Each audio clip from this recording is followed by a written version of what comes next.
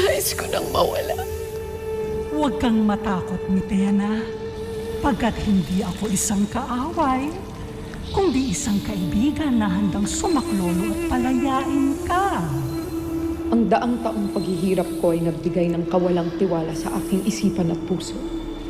Paano ako maniniwala sa pangako ng isang nilalang na ito kung ang lahat ng nakilala kong nilalang ay ipinagkanulo ako? Nababasa ko ang iyong isip. Iisa ang naging kapalaran natin, Mitena. Gaya mo ay pinagtaksilan rin ako at ipinagkanulo ng buong Encantadia.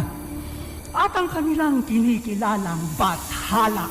Kaya't tanggapin mo ang aking tulong at ipinapangako ko sa iyo.